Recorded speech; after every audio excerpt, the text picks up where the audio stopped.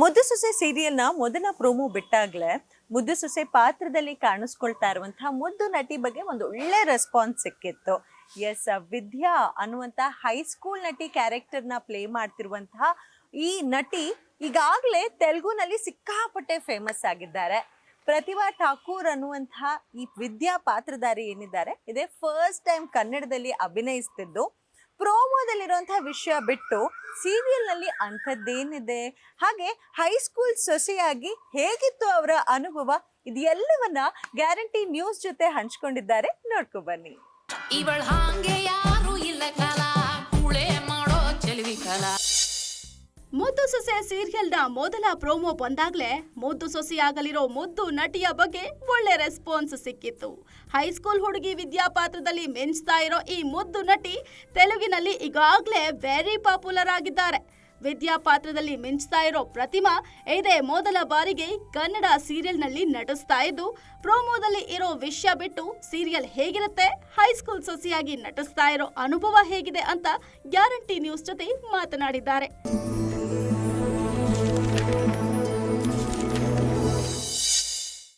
Tamil ಸೀರಿಯಲ್ನ remake ಆಗಿದ್ರು ಮುದ್ದು ಸೊಸೆ ಪ್ರೋಮೋದಿಂದ ನಿರೀಕ್ಷೆ ಹುಟ್ಟಿಸಿದೆ.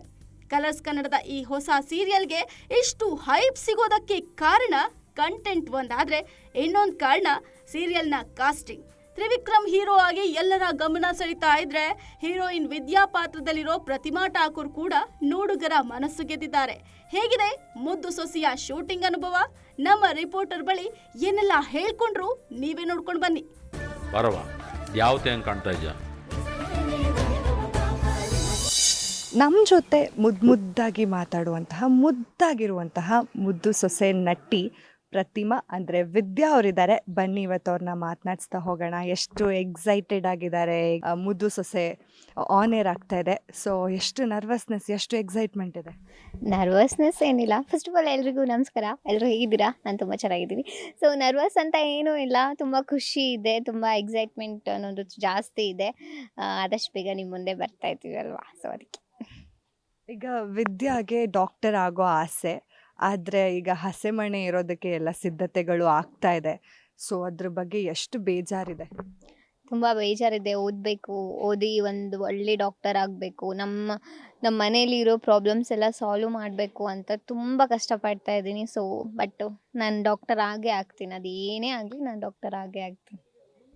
ಈಗ ನಿಮ್ಮ ಮದುವೆನ ನಿಲ್ಸೋಕ್ಕೆ ನೀವೇ ಏನಾದರೂ ಫೋನ್ ಮಾಡಿದ್ರಾ? ಅದೆಲ್ಲ ನೀವು ಮುಂದಿನ ದಿನಗಳಲ್ಲಿ ಕಾದು ನೋಡಬೇಕಾಗಿದೆ. ನಾನೇ ಮಾಡ್ತೀನಾ ಅಥವಾ ಬೇರೆಯವ್ರು ಫೋನ್ ಮಾಡ್ತಾರಾ, ಏನಾಗುತ್ತೆ ಅನ್ನೋದನ್ನ ನೀವು ಮುಂದೆ ನೋಡ್ತಾ ಹೋಗ್ತೀರಾ ಸೀರಿಯಲಲ್ಲಿ. ಈಗ ಓದು ಅಂತಂದರೆ ವಿದ್ಯಾಗೆ ತುಂಬ ಇಷ್ಟ. ವಿದ್ಯಾನ ಪಡ್ಕೋಬೇಕು ಅಂತ ತುಂಬ ಸಾಹಸ ಮಾಡೋ ಥರ ಆಗಿದೆ ಈಗ. ಸೊ ಈಗ ಡಾಕ್ಟರ್ ಆಗೋ ಕನಸು ಹೇಗೆ ಶುರು ಆಯಿತು? ಅದು ನಾನು ಚಿಕ್ಕ ವಯಸ್ಸಿಂದನೂ ಲೈಕ್ ಇವಾಗ ನಮ್ಮ ಹಳ್ಳಿಗಳಲ್ಲೆಲ್ಲ ಒಂದು ಒಳ್ಳೆ ಹಾಸ್ಪಿಟಲ್ಸ್ ಇರಲ್ಲ. ಸೊ ಒಳ್ಳೆ ಹಾಸ್ಪಿಟಲ್ ಇದ್ದರೆ ಒಳ್ಳೆ ಡಾಕ್ಟರ್ಸ್ ಇರಲ್ಲ. ಸೊ ಅದಕ್ಕೆ ನಮ್ಮ ಹಳ್ಳಿ ವಾತಾವರಣ ನೋಡಿಬಿಟ್ಟು ಚಿಕ್ಕ ವಯಸ್ಸಿಂದನೂ ನಾನು ಅಲ್ಲೇ ಅಲ್ವಾ ಹುಟ್ಟಿ ಬೆಳೆದಿದ್ದು. ಸೊ ಅದಕ್ಕೆ ಅಲ್ಲಿರೋ ಅಲ್ಲಿರೋ ವಾತಾವರಣನ ಎಲ್ಲ ನೋಡಿಬಿಟ್ಟು ನನಗೆ ಅವಾಗಿಂದ ಅನಿಸಿದ್ದು ಡಾಕ್ಟರ್ ಆಗಬೇಕು, ಒಂದು ಒಳ್ಳೆ ಡಾಕ್ಟರ್ ಆಗಬೇಕು, ಜನಗಳಿಗೋಸ್ಕರ ಏನಾದರೂ ಮಾಡಬೇಕು ಅನ್ನೋ ಕನಸು ಅವಾಗಿಂದ ಸ್ಟಾರ್ಟ್ ಆಗಿತ್ತು. ಈಗ ನಿಮ್ಮ ಮದುವೆ ಮುರಿದಾಗ ನಿಮಗೆ ಎಷ್ಟು ಖುಷಿ ಆಯಿತು? ಅಂದರೆ ನೀವು ಎಕ್ಸಾಮ್ ಬರೀತಾ ಇದ್ದಿದ್ದನ್ನು ನಾವು ನೋಡಿದ್ವಿ. ಆಗ ಸೆಕೆಂಡ್ PU, ಇನ್ನು ಮೈನರ್ ಇರ್ತೀರ. ಸೊ ಮದುವೆ ನಿಂತೋಯ್ತು ಅಂದಾಗ ನಿಮ್ಗೆ ಎಷ್ಟು ಖುಷಿ ಆಯಿತು? ಸಿಕ್ಕಾಪಟ್ಟೆ ಖುಷಿ ಆಯಿತು ನಿಜವಾಗ್ಲೂ. ಮದುವೆ ಬೇಡ ಅಂತ ಅಲ್ಲ, ನನಗೆ ಇವಾಗ ಇಂಪಾರ್ಟೆಂಟ್ ಇರೋದು ಓದ್ಬಿಟ್ಟು ಒಂದು ಒಳ್ಳೆ ಡಾಕ್ಟರ್ ಆಗಬೇಕು ಅನ್ನೋದು ನನ್ನ ಕನಸು. ಅದು ಕನಸು ನನಸಾಗೋವರೆಗೂ ನನಗೆ ಮದುವೆ ಬೇಡ ಅಂತ ಕೂತಿದ್ದೀನಿ ಅಷ್ಟೇ. ಈಗ ತ್ರಿವಿಕ್ರಮ್ ಅವರು ನೀನೇ ನಮ್ಮ ಮನೆ ಸೊಸೆ, ನೀನೇ ನನ್ನ ಹೆಂಡತಿ ಅಂತಂದಾಗ, ಅಂದರೆ ಭದ್ರೇಗೌಡರವರು, ನಿಮಗೆ ಆ ಮೊಮೆಂಟಲ್ಲಿ ಏನು ಅನಿಸ್ತಾ ಇರತ್ತೆ? ಏನು ಅನ್ನಿಸ್ತು? ಅಯ್ಯೋ ಇಲ್ಲ, ಬೈಕೊಳ್ಳೋದಲ್ಲ, ಅವರು ಒಳ್ಳೆಯವರೇ, ತುಂಬ ಒಳ್ಳೆಯವರೇ.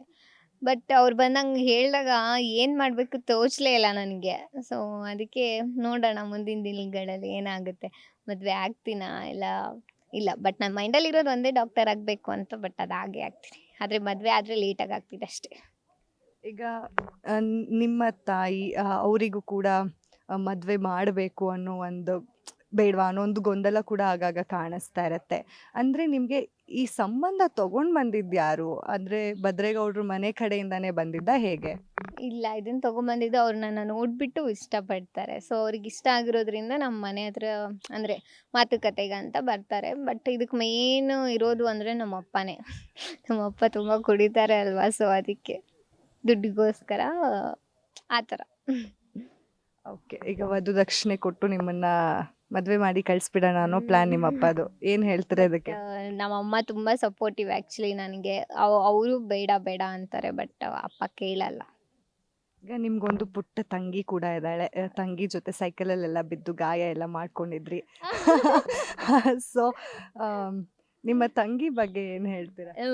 ನನ್ನ ತಂಗಿ ಬಗ್ಗೆ ಹೇಳಬೇಕು ಅಂದರೆ ತುಂಬ ಕ್ಯೂಟು, ತುಂಬ ಅಂದರೆ ತುಂಬ ಇನ್ನೋಸೆಂಟ್ ಅವಳು. ಆ್ಯಕ್ಚುಲಿ ಫಸ್ಟ್ ಡೇ ಪ್ರೋಮೋ ಶೂಟಲ್ಲೇ ನಾನು ಹೋಗ್ಬಿಟ್ಟು ಅವಳನ್ನ ಬೀಳಿಸ್ಬಿಟ್ಟೆ. ನಾನು ಹೇಳಿದೆ, ನಂಗೆ ಅದು ಸೈಕಲ್ ಬ್ಯಾಲೆನ್ಸ್ ಆಗಲಿಲ್ಲ. ಇಬ್ಬರನ್ನ ಅಂದರೆ ಒಬ್ಬರನ್ನ ಹಿಂದೆ ಕೂರಿಸ್ಕೊಂಡ್ಬಿಟ್ಟು ಓಡಿಸ್ಬೇಕು ಅಂದರೆ ನಂಗೆ ಬ್ಯಾಲೆನ್ಸ್ ಆಗಲಿಲ್ಲ. ನಾನು ಅವ್ರಿಗೆ ಹೇಳಿದ್ದೆ ನಂಗೆ ಬ್ಯಾಲೆನ್ಸ್ ಆಗಲ್ಲ ಅಂತಂದರೆ ಅವ್ರು ಇದ್ಬಿಟ್ಟು ಇಲ್ಲ ಟ್ರೈ ಮಾಡಿ ಅಂತ ಹೇಳಿದ್ರು. ಬ್ಯಾಲೆನ್ಸ್ ಸಿಕ್ತು ಅಂದ್ಕೊಂಡೆ, ಅನ್ನೋಷ್ಟರಲ್ಲಿ ಹೋಗಿ ಬೀಳಿಸ್ಬಿಟ್ಟೆ. ಇವಾಗೂ ಸಾರಿ. ಇಲ್ಲ, ಅವಳ ಕೈಯೆಲ್ಲ ನನಗೇನು, ನಾನು ಬಿದ್ದೆ ಬಟ್ ನನಗೇನು ಅಷ್ಟು ಏಟ್ ಆಗಲಿಲ್ಲ. ಅವಳಿಗೆ ತುಂಬ ಏಟ್ ಆಗೋಯ್ತು, ಕೈಯೆಲ್ಲ ಇದಾಗ್ಬಿಟ್ಟಿತ್ತು, ತೆರೆದೋಗ್ಬಿಟ್ಟಿತ್ತು. ಈಗ ಮಂಡ್ಯ ಸ್ಲ್ಯಾಂಗು ಎಷ್ಟು ಕಷ್ಟ ಆಯಿತು ಕಲಿಯೋದಕ್ಕೆ? ನೀವು ಬಳ್ಳಾರಿಯವರು, ಸ್ವಲ್ಪ ತೆಲುಗು ಇನ್ಫ್ಲುಯೆನ್ಸ್ ಜಾಸ್ತಿ ಅನಿಸುತ್ತೆ ಆ ಕಡೆ. ಬಟ್ ನಿಮಗೆ ಈ ಮಂಡ್ಯ ಸ್ಲ್ಯಾಂಗ್ ಎಷ್ಟು ಕಷ್ಟ ಆಯಿತು, ಮಂಡ್ಯ ಭಾಷೆ ಮಾತಾಡೋದಕ್ಕೆ? ನಾನು ಆ್ಯಕ್ಚುಲಿ ಮಾಕ್ ಶೂಟಲ್ಲಿ ಮಾಡ್ಬೇಕಾದ್ರೆ ಸುಂದರ ಸರ್ ಹೇಳಿದ್ರು ತುಂಬ ಕಷ್ಟ ಆಗುತ್ತೆ ಭಾಷೆ ಬಂದಿಲ್ಲ ಅಂತ. ಸೊ ಅವ್ರು ಹಂಗೆ ಹೇಳಿದ್ರಲ್ವಾ, ಅದನ್ನು ಚಾಲೆಂಜಿಂಗ್ ಆಗಿ ತೊಗೊಂಡು ನಾನು ಕಲಿತಾ ಇದ್ದೀನಿ. ಏನು ಗೊತ್ತಾ, ಅಲ್ಲಿ ಶೂಟ್ ಮಾಡ್ತೀವಲ್ವ, ಅಲ್ಲಿ ಶೂಟ್ ಮಾಡಿದಾಗೆಲ್ಲ ಅವ್ರ ಜೊತೆ, ಇವಾಗ ಮಂಡ್ಯ ಸೈಡೆಲ್ಲ ನಾವು ಶೂಟ್ ಮಾಡಿರ್ತೀವಲ್ಲ, ಅಲ್ಲೆಲ್ಲ ಜನ ಮಾತಾಡ್ತಾರಲ್ವ, ಆ ಸ್ಲ್ಯಾಂಗ್ನ ಒಂದು 2-3 ಸತಿ ನಾವು ಕೇಳಿಸ್ಕೊಂಡ್ಬಿಟ್ರೆ ಅದು ನಮಗೆ ಸ್ಲ್ಯಾಂಗ್ ಬಂದುಬಿಡುತ್ತೆ. ನಾನು ಹರಿಣಿಯಮ್ಮ ಅದನ್ನೇ ಮಾಡ್ತೀವಲ್ಲ ಹೋದಾಗ. ಸೊ ಅವ್ರು ಮಾತಾಡೋದನ್ನ ಸ್ವಲ್ಪ ಪ್ರಾಕ್ಟೀಸ್ ಮಾಡಿಬಿಟ್ರೆ ಆ ಸ್ಲ್ಯಾಂಗ್ ಬಂದುಬಿಡುತ್ತೆ. ಒಂದು ಡೈಲಾಗ್ ಹೇಳಿ ನಿಮ್ಮ ಮಂಡ್ಯ ಸ್ಲ್ಯಾಂಗಲ್ಲಿ. ಸ್ಲ್ಯಾಂಗಲ್ಲ, ಮಂಡ್ಯ ಹುಡುಗಿರ್ ಗೊತ್ತು, ನಿಮ್ಗೇನು ಗೊತ್ತು? ನೋಡಿ ಎಷ್ಟು ಕ್ಯೂಟಾಗಿ ಮುದ್ದು ಸೆಸೆಲಿ ಹೇಗೆ ಮುದ್ದಾಗಿದ್ದಾರೋ ಹಾಗೆ ಇದ್ದಾರೆ. ಸೊ ಅಷ್ಟೇ ಚೆನ್ನಾಗಿ ಮುದ್ದಾಗೆ ಹೇಳಿದ್ರಿ. ಈಗ ನಿಮ್ಮ ಕನಸೇನಿದೆ ಅದು ನನಸಾಗೋದಕ್ಕೆ ತುಂಬ ಪ್ರಯತ್ನ ಪಡ್ತಾ ಇದ್ದೀರಾ, ಆದರೆ ಈ ಮದುವೆ ಅನ್ನೋದು ನಿಮಗೆ ಅಡ್ಡ ಆಗ್ತಾ ಇದೆಯಾ? ಹೌದು, ತುಂಬ ಅಂದರೆ ತುಂಬ ಅಡ್ಡ ಆಗ್ತಾ ಇದೆ. ಇದು ಒಂದು ಸಾಲ್ವ್ ಆಗಿಬಿಟ್ರೆ ನಾನು ಆರಾಮಾಗಿ ಓದ್ಕೊಂಡು ನನ್ನ ಲೈಫ್ ಏನಿದೆ ಅದನ್ನ ನಾನು ನೋಡ್ಕೊಂಡು ಹೋಗ್ತೀನಿ ಅಲ್ವಾ. ಮದುವೆ ಅನ್ನೋದು ನಿಜವಾಗ್ಲೂ ತುಂಬ ಅಡ್ಡ ಆಗಿಬಿಟ್ಟಿದೆ ನಮಗೆ. ಈಗ ನಿಮಗೆ ಆರಾಮಾಗಿ ಟೈಮ್ ಸ್ಪೆಂಡ್ ಮಾಡ್ಬೋದು ಅಂದರೆ ಅದು ಕಾಲೇಜಲ್ಲಿ. ಇವಾಗ ಅಲ್ಲಿಗೂ ಕೂಡ ಇವರು ಡ್ರಾಪ್ ಮಾಡ್ತೀನಿ ಅಂತ ಗಾಡಿ ತೊಗೊಂಡು ಬರ್ತಾರೆ, ಎಷ್ಟು ಬೇಜಾರಾಗತ್ತೆ? ಬೇಜಾರಲ್ಲ, ಅವ್ರದ್ದು ಮನಸ್ಸಿನಲ್ಲಿರೋ ಭಾವನೆ ಅವ್ರು ಹೇಳ್ಕೊಂಡಿದ್ದಾರೆ. ಬಟ್ ನನ್ನ ಮನಸ್ಸಲ್ಲಿ ಆ ಥರ ಏನು ಭಾವನೆ ಇಲ್ಲ. ಸೊ ಅವರು ಓಕೆ, ಇಟ್ಸ್ ಓಕೆ, ಡ್ರಾಪ್ ಮಾಡ್ತಾರಲ್ವಾ, ಅದಾದಮೇಲೆ ಸ್ಕೂಲ್ ಅಂದರೆ ಕಾಲೇಜಿಗೆ ಹೋಗ್ತೀನಲ್ವಾ, ಅಲ್ಲಿ ಓದ್ಕೊಂಡ್ರೆ ಆಯಿತು ಅಂತ ಅಷ್ಟೇ. ಯಾವಾಗಿಂದ ಆಡಿಯನ್ಸ್ ಏನಿದ್ದಾರೆ ಅವರು ನಿಮ್ಮ ಸೀರಿಯಲ್ನ ನೋಡ್ಬೋದು? ಯಾವತ್ತಿಂದ ಆನ್ ಏರ್ ಆಗ್ತಾ ಇದೆ, ಯಾಕೆ ನೋಡಬೇಕು ಅನ್ನೋದನ್ನ ನೀವೇ ಹೇಳಿಬಿಡಿ. ನಮ್ಮ ಮುದ್ದು ಸೊಸೆ ಏಪ್ರಿಲ್ 14 ಟೆಲಿಕಾಸ್ಟ್ ಆಗ್ತಾ ಇದೆ 7:30ಗೆ ಕಲರ್ಸ್ ಕನ್ನಡದಲ್ಲಿ. ಎಲ್ಲರೂ ಮಿಸ್ ಮಾಡದೆ ನೋಡಿ.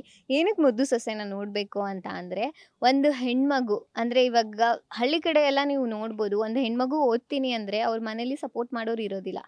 ಕೆಲವೊಂದು ಸಪೋರ್ಟ್ ಮಾಡಿದ್ರು ಸಮ್ ಪ್ರಾಬ್ಲಮಿಂದ ಮದುವೆನ ಮಾಡಿಸ್ಬಿಡ್ತಾರೆ, ಚಿಕ್ಕ ವಯಸ್ಸಲ್ಲೂ ಮದುವೆ ಮಾಡಿಸ್ಬಿಡ್ತಾರೆ.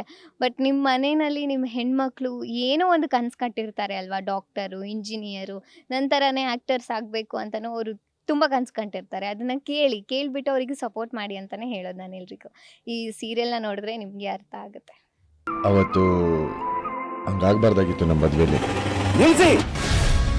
ಗ್ಯಾರಂಟಿ ನ್ಯೂಸ್, ಸುದ್ದಿ ಖಚಿತ, ನ್ಯಾಯ ನಿಶ್ಚಿತ.